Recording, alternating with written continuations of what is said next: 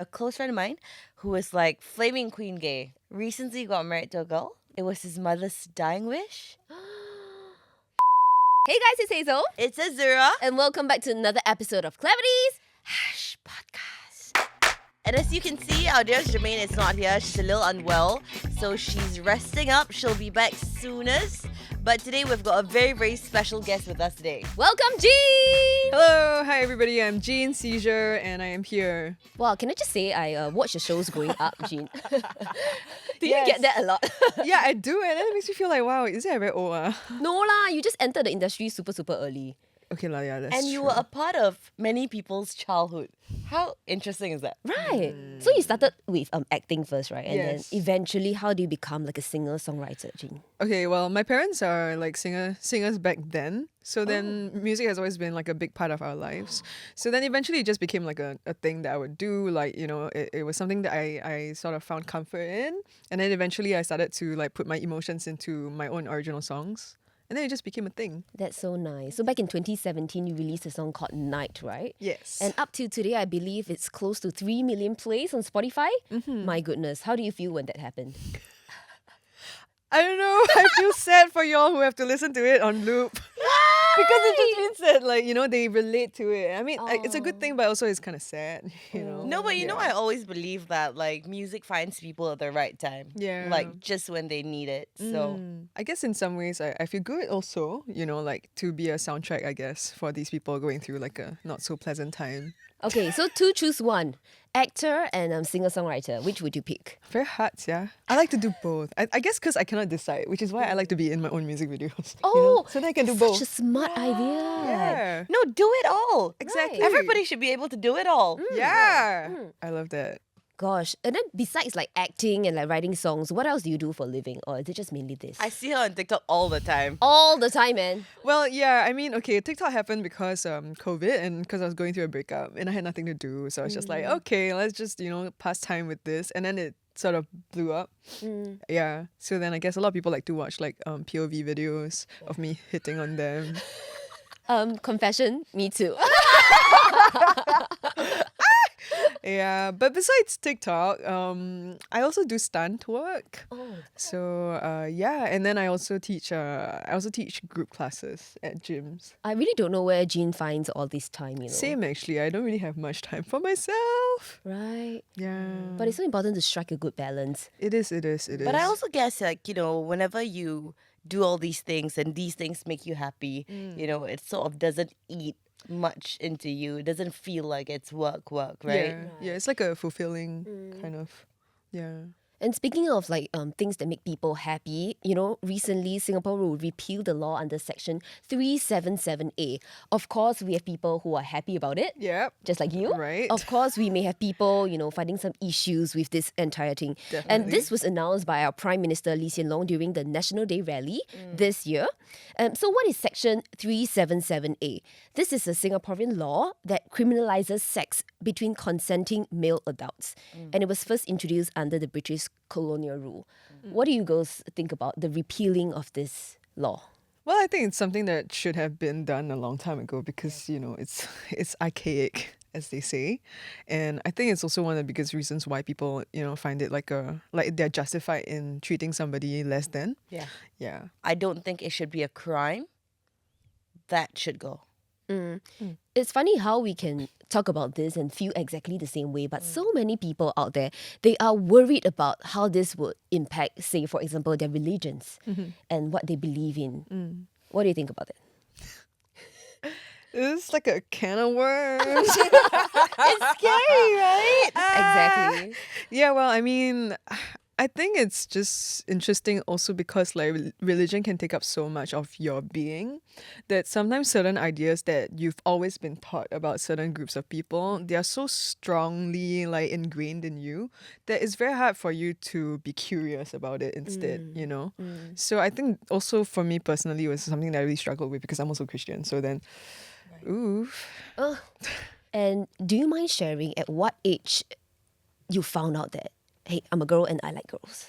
I think the first time I've liked a girl was when I was 6. Hey, that's when you joined MediaCorp. Yeah. Was she You from do the here? math. Don't do the math. No, but yeah, I mean, I had my first like crush sort of when I was 6 years old, but I didn't know what it was. I just felt like I wanted to know this person, wanted to like play with this friend, this kind of thing. And then I think when I was in primary school, people started having like crushes on like boys that they would see at the library, and I was in an all girls school, so I was just like, oh, how come I feel different? And like maybe it's just because I'm in a girls school, and maybe it's like something that will go away eventually. And plus, because I was like brought up in a church, right? So it was very just like like this is not Overwhelming. right. Yeah, and then eventually when I was in secondary school in a mixed school, I actually try to force myself to like boys, but like in some ways, like it kind of made it even clearer for me because like I was crushing on this boy, and then after there was a girl that I actually really liked, and I was like, wait, I don't feel the same way. Right. Yeah, and I was like, oh my god, I'm going to hell. Don't say that. Sir, can I just pick up what Hazy asked earlier? Because she asked you when was the first time you realized that you actually like girls, right? Yeah. And I know that for the rest of us who are not as informed, is that an offensive question to you? Because you don't go to someone straight and ask, "Oh, when do you start liking boys?" Oh, yeah. I mean, actually that's a very interesting point because I kind of like grew up and like people just ask me sort of such things and I just answer them without a second thought. Right. But now that you put it in perspective, yeah, actually it's quite interesting how like straight people don't actually have to answer like certain Exactly. questions that a lot of gay people have to answer. Yeah. Yeah, I mean this is fine. I think for me, what would be a bit annoying would be like, who's the guy or the girl in the relationship?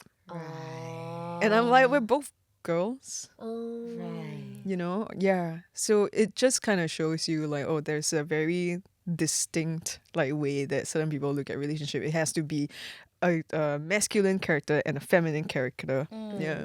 Actually, sometimes I feel like, guilty as charged. Sometimes out of pure curiosity, I just want to understand my girlfriends better. So I ask them certain questions, but unknowingly, I may overstep the boundaries and affect them Right. negatively. And this is something that I don't want. So, Jean, please feel free to not answer any questions that we talk about in Hush Podcast here today, okay? But as we always say, Hush is a safe space. That's right. So we're gonna answer all the hard questions. Yes, So yes. you don't make the mistakes out there, Right. Yeah. So the next thing, if you don't mind sharing, how old were you when you had your first ever girlfriend? Oh, I was 17. Oh, so the 6 years old one after that, no more. No, I just had a crush on the girl, I guess. Yeah. Okay. Yeah. Okay. So when I was 17, like a proper like, oh, let's be together, that kind of situation. Then that was my first girlfriend. She was somebody I grew up with actually. So we knew each other since quite young. Okay. Yeah, but it was hard to navigate. I'm Yeah. sure. Did you have to like spill the beans to your parents, or you just kept it a secret? I kept it a secret.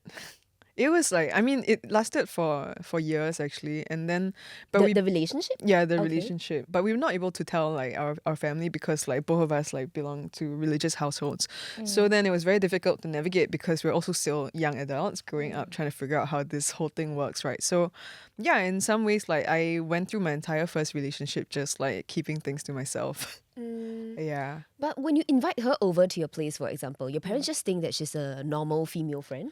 Yeah, but I think my mom, because I think my parents, they're pretty well, they kind of know what's going on being in the entertainment industry themselves. So, I see. so like they kind of knew what was going on. And my mom, I think she had some suspicions, but she was also in denial at that point. So then we just didn't really talk about it. Like she would get angry at first.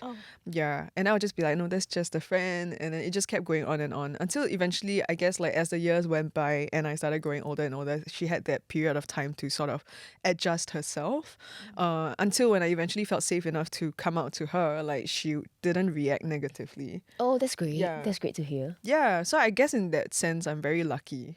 Then did you feel like this whole thing actually improved your relationship with your mom? Definitely it did. When I finally came out to her, I was like 21. Oh, 4 years down the road. Okay. Yeah. Before that, I actually already came out to my brother. He was very, very sweet about it. Yeah, but when I came out to my mom, we had to have a lot of hard conversations because at the end of the day, like she's also like very staunch in her beliefs. So I had to sort of talk to her and make her realize that she's talking to her child. Yeah. And it's like, it cannot be that just because I like a girl, then suddenly I'm not like, you know, the person that you shower and all that stuff. It doesn't make sense. What? Right. Yeah. Right. So then eventually, after a lot of like tearful, hard conversations later, yeah, she's fine now. Okay. Yeah. And then what about your father? Like, did he react the same way? Oh, he's very chill about it. How fathers are usually the more chill ones. I don't right? know. It is like, because the dude, maybe if I'm a guy, it would be different. Maybe. I don't know. But I mean, I'm also his like favorite, you know. He play favorites. It's so funny because I once asked my uncle and my auntie the same question. So they are grandparents now. So I asked my uncle, I said, you know, what if next time your 孙女, which means your granddaughter, likes girls? And then Wow, you asked this kind of question. I asked him this kind of question because I quite really want to bold. know. Okay. I'm not afraid to like pose questions to them. I love but that. I think it made them feel very embarrassed that they had to share their thoughts. But he was very frank with me about it. He said, what can I do? I can't point a gun to her head. And I was like, okay, cool. Then I asked the grandmother, I said, okay, so what if your granddaughter likes girls next time? She thought about it like long and hard. And finally, she looked me in the eye and told me, it won't happen. If we don't think about it, it won't happen. Oh, wow. And as much as I empathize with how she's feeling, you know, people of that generation, they don't accept this kind of things. Yeah.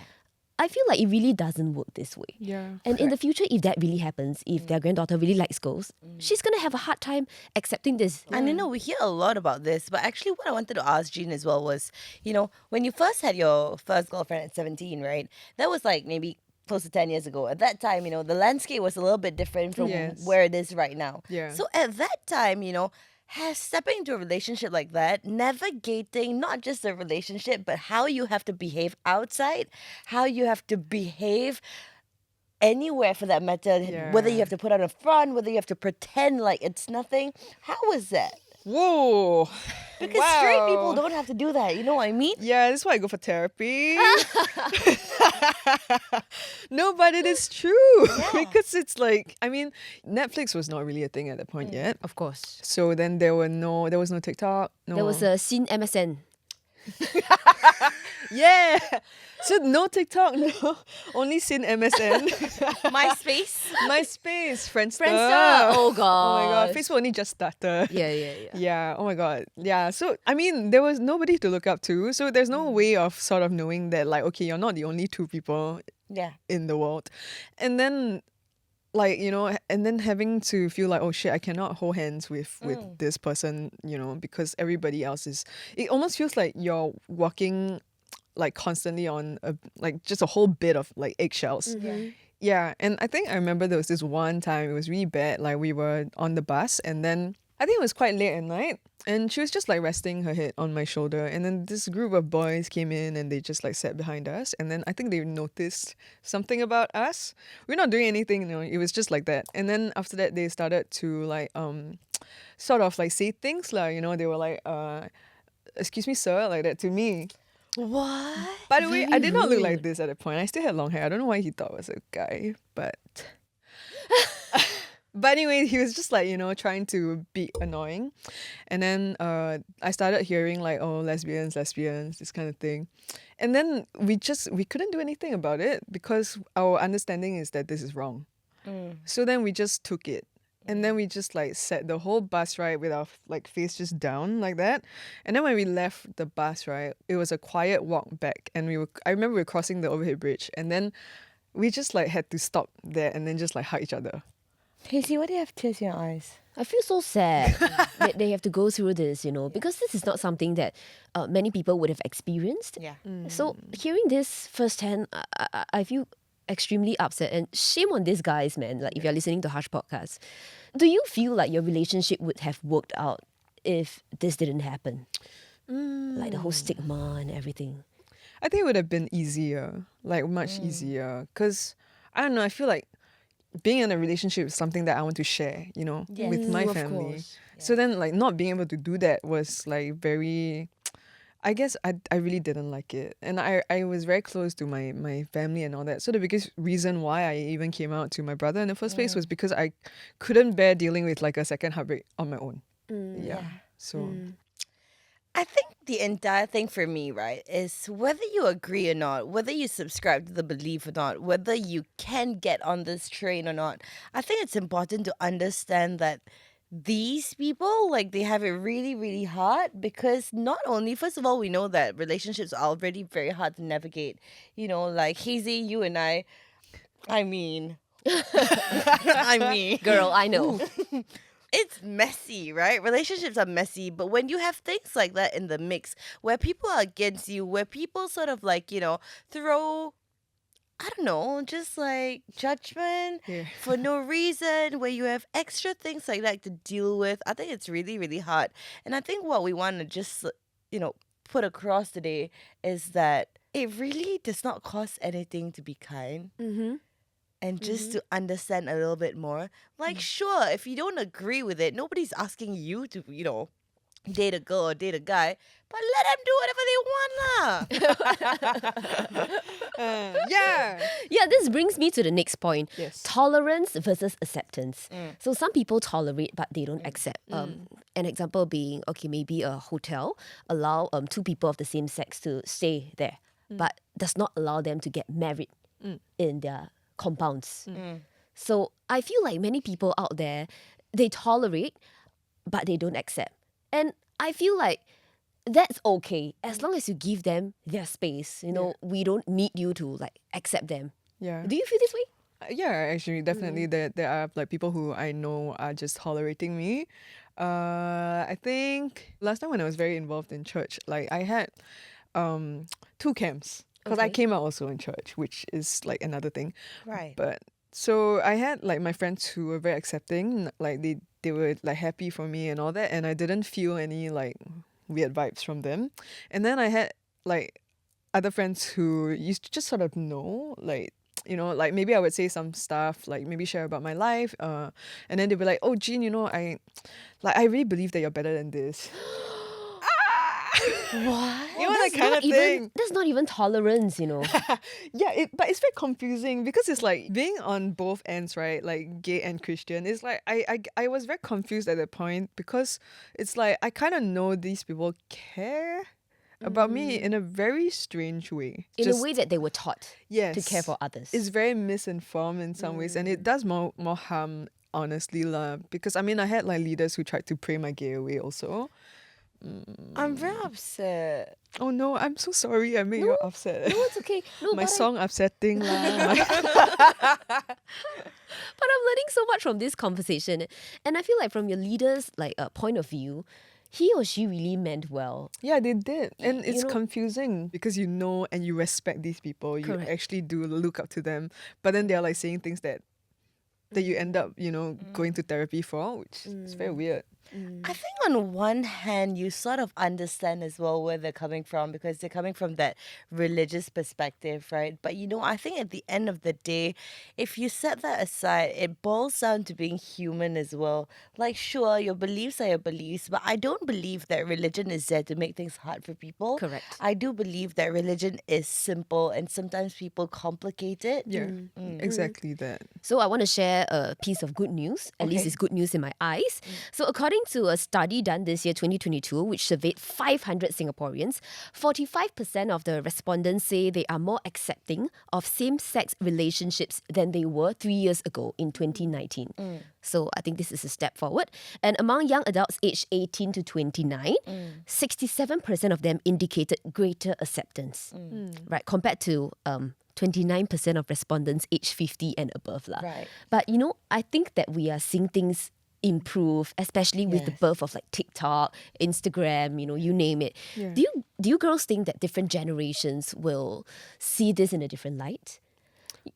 I feel like for the Gen Zs, right, they find it cool that they support this. Right. Actually, I have not met any Gen Zs that are homophobic.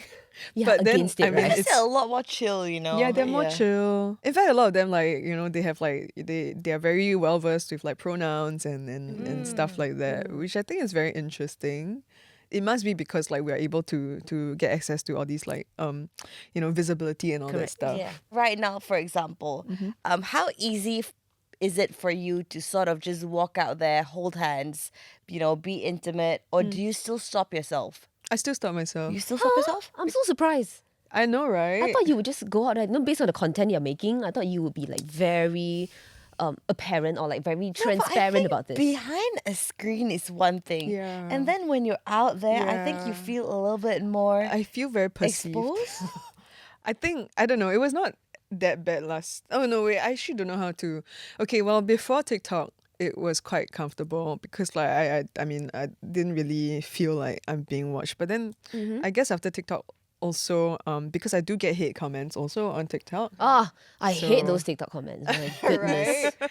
So that, and then also I think recently because of the repeal of the 377A, Correct. I mean, as much as it is like a nice thing, there's also backlash. People are more like enraged by it. People are homophobic.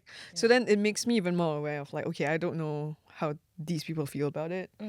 So you still feel like you're in a society where they're not completely accepting of it, where you still sort of have to hold yourself back. Depending on the situation, like where I am. Okay. Yeah. So say, for example, you and a date go on holiday to Taiwan. Would that change things? Would you dare to like hold her hand? I feel like it would have been fine. Yeah. Right? Yeah. Because it's legal there. Correct. Because it's made legal, right? So Right. you don't feel the judgment. I guess in some ways also like the trauma that you experience from young, it doesn't really just leave you like that.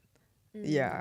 So Well, I also feel like, this survey, another survey conducted by Today Youth Survey in 2021, just last year, found that young Singaporeans are less accepting of family members having same-sex relationships than they are of their, say, friends or colleagues. I feel like this is food for thought as well. Today, if your family member, say, for example, my sister told me that she likes girls, would I be able to accept that? right. I feel like my answer is yes, because I'm in this industry and I am constantly exposed to, Right. my colleagues or my friends who like people of the same sex. But I can't say the same for any person out there on the streets. Correct. I think for me as well, because I started very young as well, right? So I always say that I was literally raised by gays. I was raised by gays. I have 80% of them around me. So it's something very, very normal for me. I don't bat an eyelid at it. It's completely normal. But I do understand that for other people, it may not be the same. It may be something that they've always been told from young that it's either black or white. And, having to learn later on in life that it's not black and white, that it's like many, many, many shades of grey. I think that may be a little bit hard to accept, right? But well, I feel like the repealing of 377A is already a baby step forward.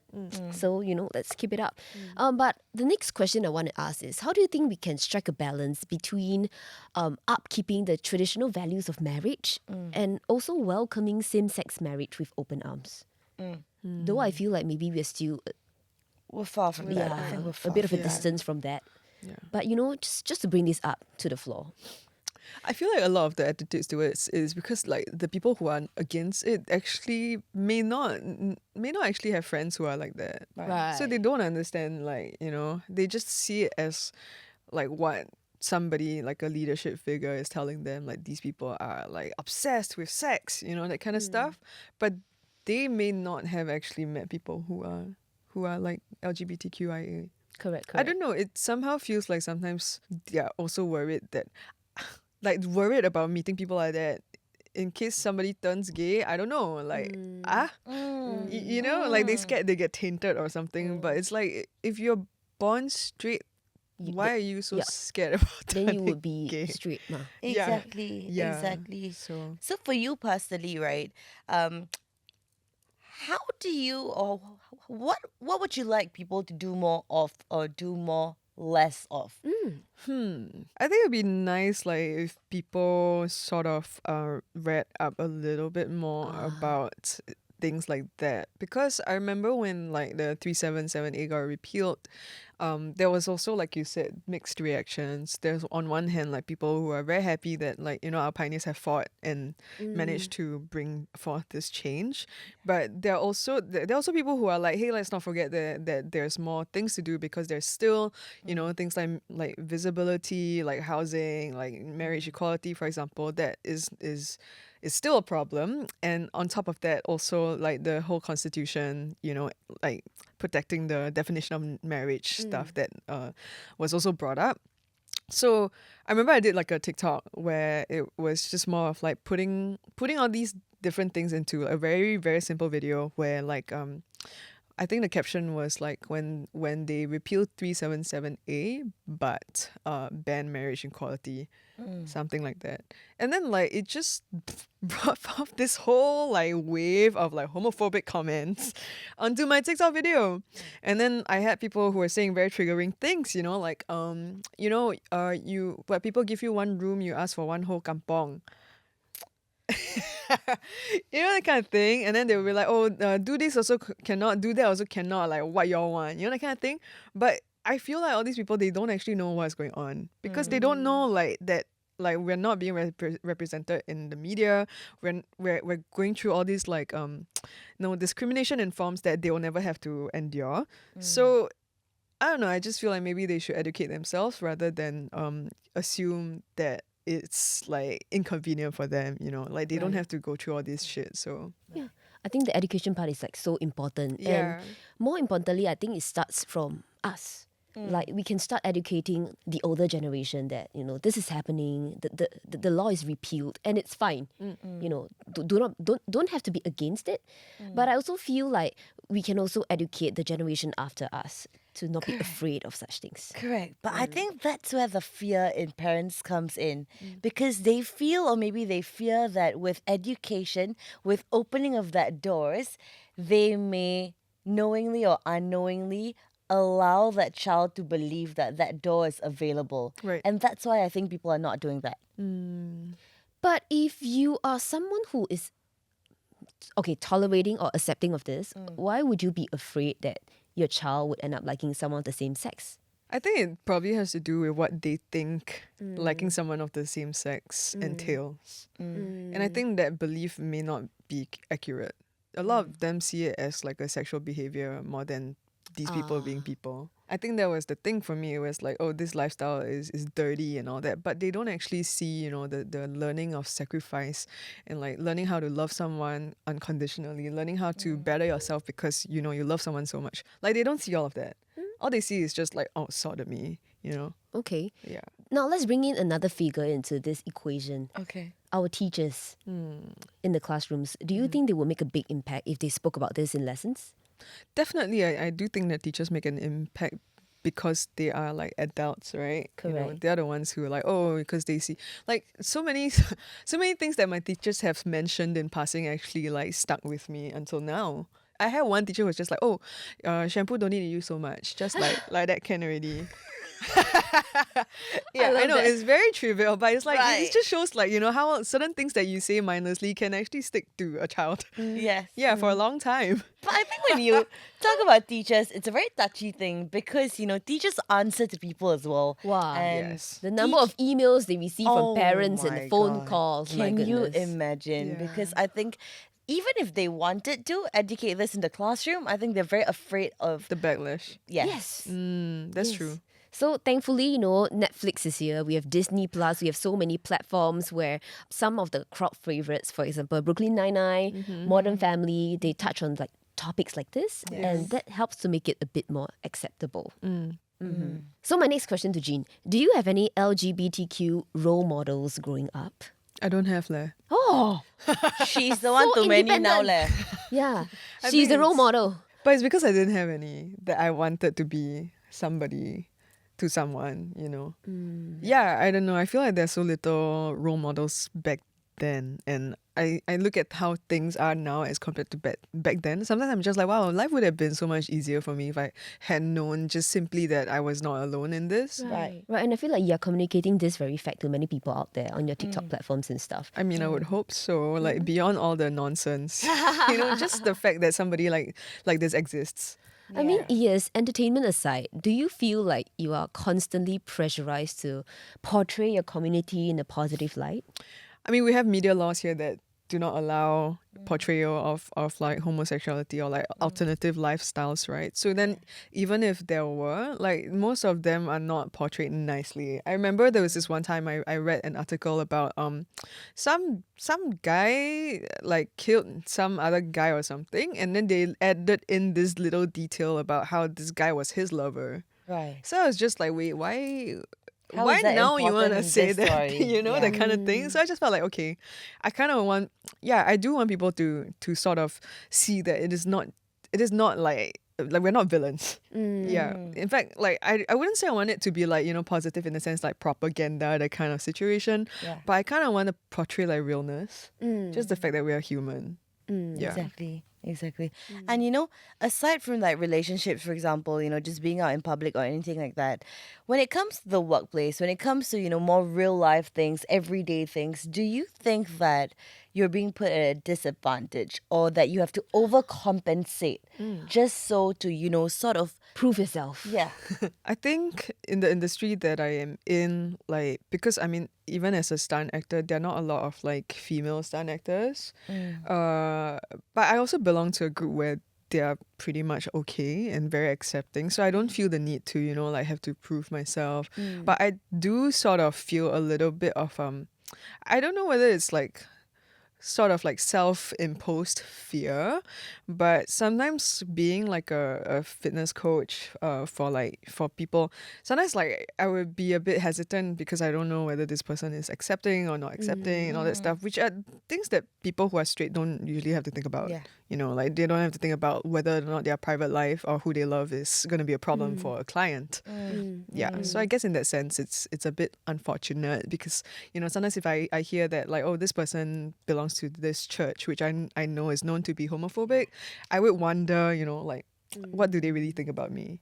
Yeah. Right. Okay, but I think you were right. Some of this fear is self-imposed. So maybe if you can step out of that for a bit, you would be able to see things in a clearer light. Yeah. But I it is also true. think, you know, a lot of it came from experiences, and that's why, because it's happened before. So, you Yeah. know, the next time you step into it, you're a bit more fearful of it. You sort of hold back a little bit, Yeah. right? I guess it's the extra step of having to even like, whoa, is this, you know, like, is this something that is from my past or is this the actual person? Yeah.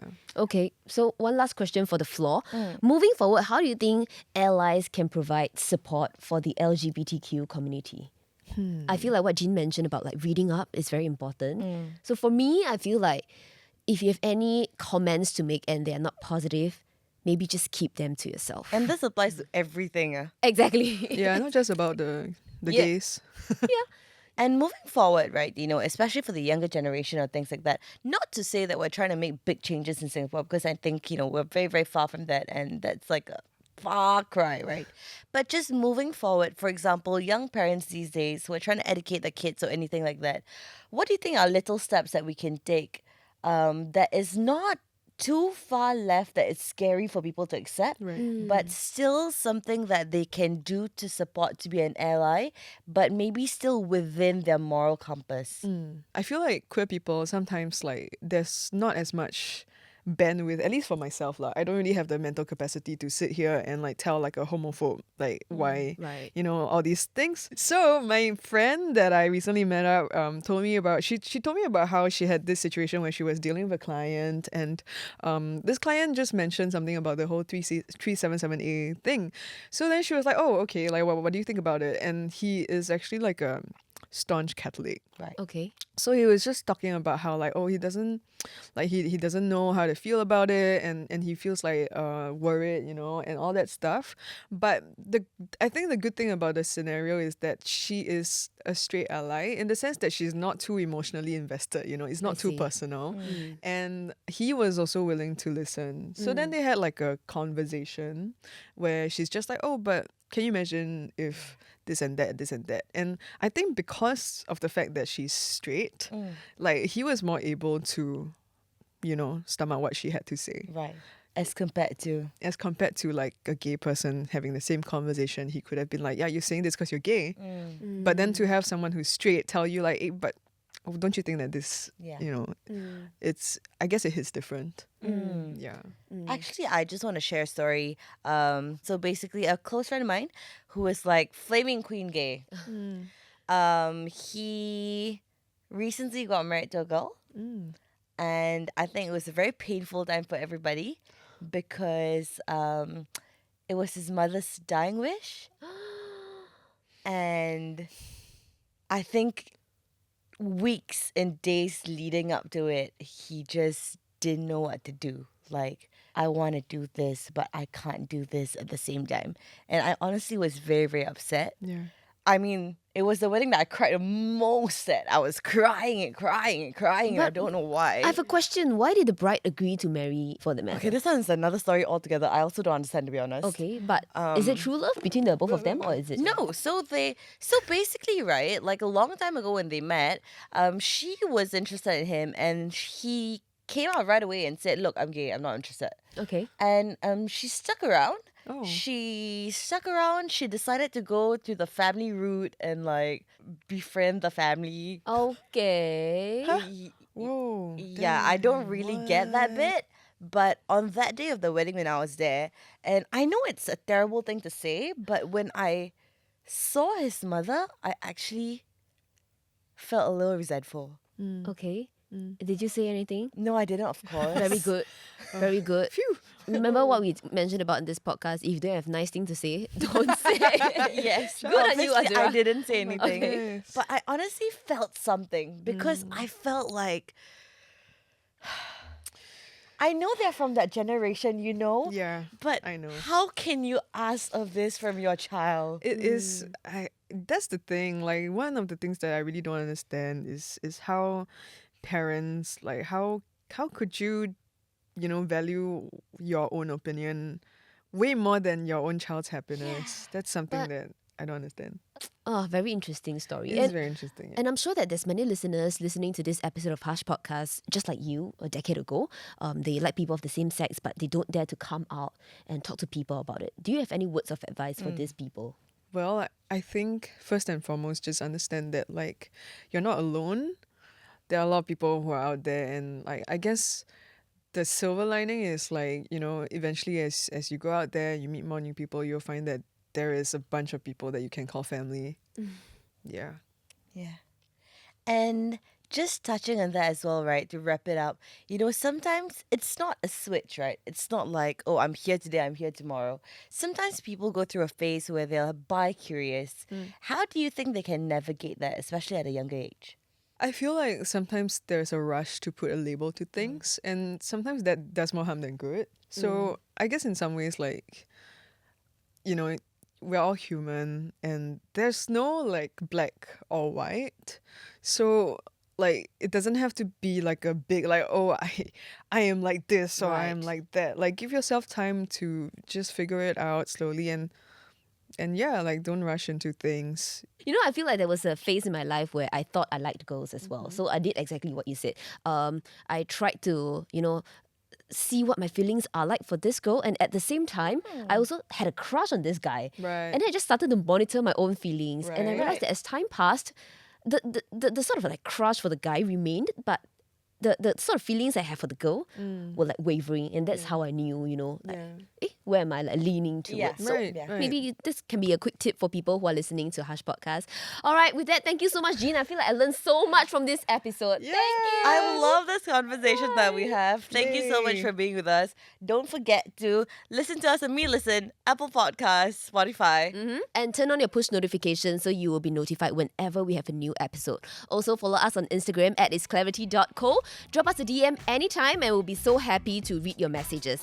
Thank you once again for listening. I'm Hazel. I'm Azura. And I'm Jean Seizure. Yeah, see you on the next episode of Clarities. Bye! By the way, what skincare you use? Your skin so good, yeah. Oh, thank you. It's water. Your freckles are so good, by the way. Oh, really? Yeah, It's because love I them. do all the shoots since young and don't Right. use sun protection. You really just clean your face with water. I moisturize once in a while. Once in a while. That's so unfair, leh.